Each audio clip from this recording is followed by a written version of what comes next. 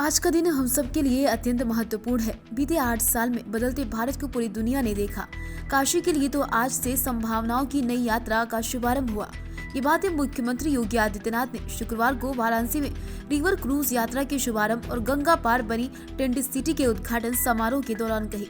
MV Ganga विलास cruise के जरिए से काशी से डिब्रूगढ़ तक 3200 किलोमीटर की विश्व की सबसे लंबी रिवर क्रूज यात्रा का शुभारंभ, गंगा तट पर बनी टेंट सिटी का उद्घाटन समारोह शुक्रवार को रविदास घाट पर आयोजित हुआ। पीएम मोदी इस समारोह में वर्चुअली उपस्थित रहे।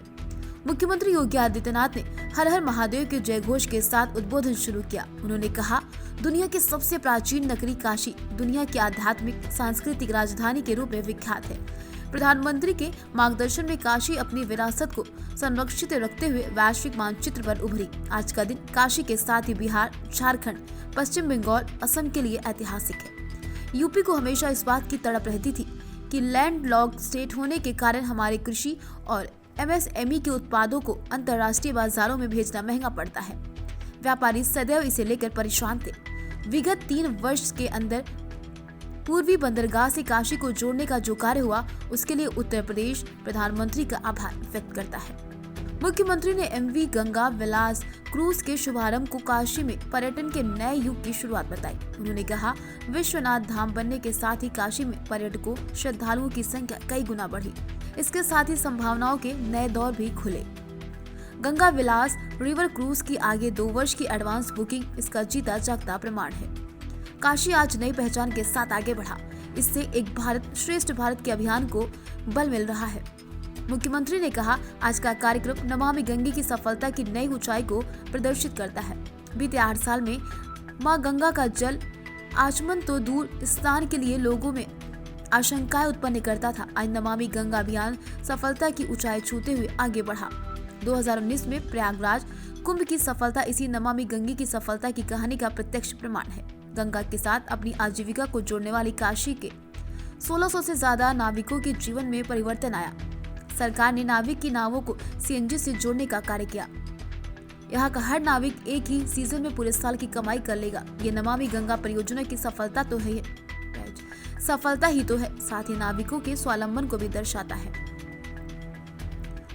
भारत सरकार के पत्तन पोत परिवहन एवं जल मार्ग मंत्रालय की ओर से आयोजित कार्यक्रम में ऑनलाइन जुड़े प्रधानमंत्री नरेंद्र मोदी के अलावा वाराणसी में मुख्यमंत्री योगी आदित्यनाथ, केंद्रीय मंत्री सर्बानंद सोनोवाल शामिल रहे। इसके अलावा असम के मुख्यमंत्री हेमंत बिस्वा शर्मा, बिहार के उप मुख्यमंत्री तेजस्वी यादव ऑनलाइन जुड़े। कार्यक्रम में केंद्रीय राज्य मंत्री श्रीपद नायक, हल्दिया से शांतनु ठाकुर भी ऑनलाइन जुड़े। इस दौरान प्रधानमंत्री नरेंद्र मोदी ने 1000 करोड़ से ज्यादा की योजनाओं का शिलान्यास और लोकार्पण किया। पीएम मोदी ने बटन दबाकर काशी में गंगा पार टेंट सिटी का उद्घाटन किया।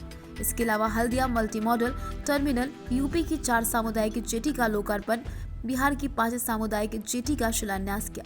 पीएम मोदी ने बटन दबाकर असम के पांडु के ship repair centre Pandu terminal को राष्ट्रीय राजमार्ग से जोड़ने वाली एलिवेटेड रोड का शिलान्यास किया। गुवाहाटी में maritime skills centre for north east का लोकार्पण भी किया। मेरा नाम मोनिका जायसवाल है और मैं राजकीय बालिका इंटर कॉलेज मलदैया वाराणसी से हूँ। और यहाँ पर हम लोग आए हुए हैं गंगा विलास क्रूज़ को बाय बाय कहने के लिए। जितने टूरिस्ट आए हैं उनको वेलकम करने के लिए आए हैं कि वो यहाँ आए हैं हमारे काशी के पर्यटन को इतना विकास देने के लिए, उसको गति प्रदान करने के लिए। मोदी जी की बहुत ही महत्वाकांक्षी परियोजना थी जिसमें योगी जी का पूर्ण सहयोग रहा है और योगी जी के अथक परिश्रम से बनारस का केवल इंडिया में ही नहीं बल्कि पूरे वर्ल्ड में नाम हो रहा है। जगह जगह से लोग आ रहे हैं, हमारे बनारस को एक नई पहचान मिल रही है। इससे बड़े गर्व की बात और क्या होगी हम सब वाराणसियों के लिए। यहाँ पे जो टेंट सिटी बनी और जो विलास क्रूज है, तो इसको किस नज़रिए से आप देख रहे हैं? देखिए, अगर मैं सिर्फ टूरिस्ट के नज़रिए से देखूं तो टूरिस्ट को रहने के लिए, किसी भी पर्यटक को रहने के लिए हमेशा कुछ अलग चाहिए होता है। वो जब अपने घर से निकलता है कुछ अलग सोच के निकलता है, तो वो उसे एक अलग एक्सपीरियंस देगा, दोनों ही, चाहे वो गंगा विलास क्रूज़ हो चाहे वो टेंट सिटी हो। और रही बात बनारसियों की, तो थोड़ा किराया कम कर देते तो बनारसी भी जा कर के घूम लेते। तो क्या लग रहा है जो इनका जो है जो रखा गया है लोगों के लिए, वो कुछ ज़्यादा ही है? मेरे हिसाब से थोड़ा सा ज़्यादा है। मुझे भी जाना है पर थोड़ा सा किराया ज़्यादा लग रहा है ना, तो नहीं जाऊंगी अभी बाद में जाऊंगी, पर जाऊंगी ज़रूर। आफ्टर ऑल बनारस में है तो यार इतना तो बनता है। नाम बता दीजिए। मेरा नाम सौदामिनी माथुर है। मैं वाइस प्रेसिडेंट हूँ अंतरा लग्जरी रिवर मैम क्रूजेस अगर की। बात की जाए तो प्रधानमंत्री आज उद्घाटन करने वाले हैं, कितनी खुशी है?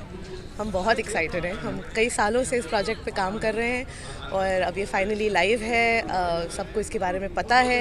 रिवर क्रूजिंग की नॉलेज ही नहीं थी इससे पहले कई लोगों को, तो हम बहुत थैंकफुल है गवर्नमेंट को कि वो फैसिलिटेट कर रहे हैं हमारे लिए ये सारी चीज़ें। मैम अगर बात की जाती है प्रधानमंत्री के संसदीय क्षेत्र से इसका उद्घाटन होने वाला है, जी क्या कहेंगे?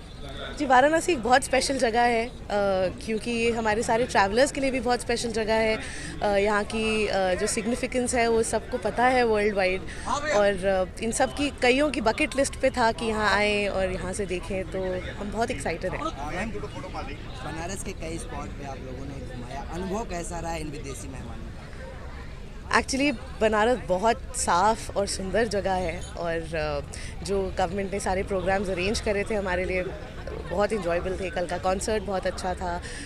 सारनाथ भी गए, वहाँ भी बहुत अच्छा लगा। गंगा आरती बहुत अच्छी थी। तो सब बहुत वार्म और वेलकम फील कर रहे हैं। मैम, आगे की यात्रा में कई ऐसे पर्यटक क्षेत्र पड़ेंगे, तमाम जगह पड़ेगी, क्या कुछ प्लानिंग है आप लोगों की? कैसे? बिल्कुल बिल्कुल, हमारे 51 डेज़ की जो आइटिनरी है, हमारे ऑलमोस्ट 51 स्टॉप्स प्लान्ड है।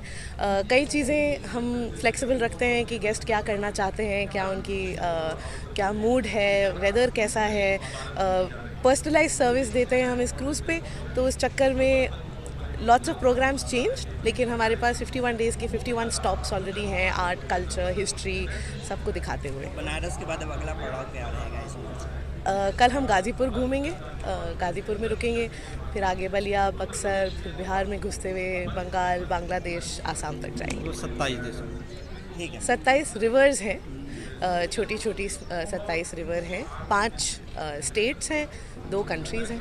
ठीक है। ठीक, ओके।